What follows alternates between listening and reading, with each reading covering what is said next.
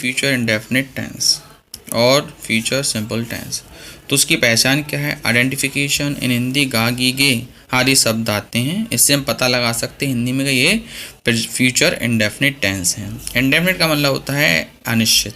ऐसे वाक्यों को हम अनिश्चित मतलब कार्य अपूर्ण पाया जाता है ऐसे सेंटेंसेस में।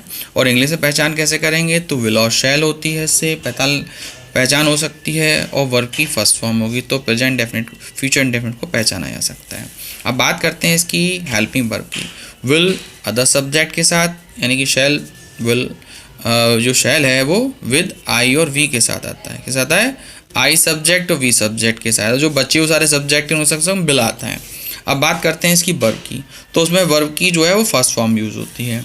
अब बात करें हम सिंपल सेंटेंस की, तो सिंपल सेंटेंस का फॉर्मूला होता है subject will shell helping verb, verb first form और ऑब्जेक्ट। जैसे सेंटेंस देख सकते हैं हम, राम बाजार जाएगा, तो राम सब्जेक्ट पहले आएगा, विल शैल में से क्यों राम अदर सब्जेक्ट है तो विल आएगा, वर्ब की फर्स्ट फॉर्म गो आएगी, ऑब्जेक्ट गो टू मार्केट। तो ये आपका हो गया सिंपल सेंटेंस। अब बात करते हैं नेगेटिव। नेगेटिव का फॉर्मूला है subject will shall not verb first form और ऑब्जेक्ट।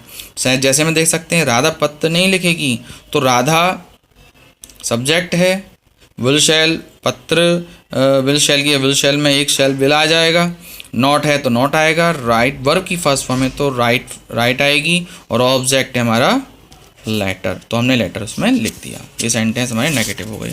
अब बात करते हैं इंटरोगेटिव सेंटेंसेस की, तो उसमें दो टाइप के होते हैं, ए टाइप और बी टाइप। इसमें पहले में क्या आता है, दूसरे वाले में बीच में शब्द में क्यों आता है।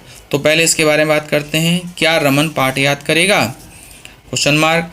तो पहले हम वर्ब यूज़ करेंगे, helping verb subject not verb first form object. Not नहीं है तो नॉट का यूज़ नहीं करेंगे हम।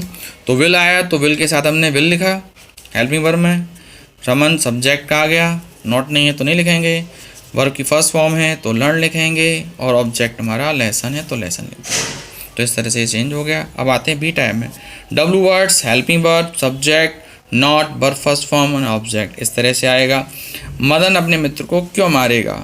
तो why will Madan kill his friend. तो मदन डब्ल्यू वर्ड्स पहले वाई आएगा, वाई लिख दिया हमने, फिर हेल्पिंग वर्ब विल लिख दी, फिर मदन सब्जेक्ट आ गया, फिर वर्ब फर्स्ट फॉर्म की बात हुई थी तो वर्ब फर्स्ट फॉर्म लिख दी हमने किल, और अपने मित्र को तो हिज फ्रेंड क्वेश्चन मार्क। तो इस तरह से ये खत्म हो गई आपकी। अब बात करते हैं, कुछ नोट आते हैं इसमें कुछ डिफरेंट टाइप के। यदि आवश्यक कार्य जरूर शब्द आते हैं तो विल शैल में शैल विल में बदल जाता है, विल शैल में और शैल विल में बदल जाता है। जैसे वह बाजार अवश्य जाएगा, तो ही शैल, तो ये अदर सब्जेक्ट है ही, जैसे हमने शैल यूज़ किया, शैल गो टू मार्केट। मैं इस कार्य को अवश्य करूँगा, तो अवश्य शब्द इसमें आ रहा है, अवश्य इसमें आ रहा है। I will do this work, तो हमने देखा कि जो सब्जेक्ट ही अदर है तो हमने शैल का यूज़ किया है, और आई जो है फर्स्ट पर्सन है तो हमने इसका विल का यूज़ किया है। तो ये शैल और विल आपस में बदल जाते हैं। इस तरह से आपके फ्यूचर इंडेफिनिट टेंस समाप्त हुए।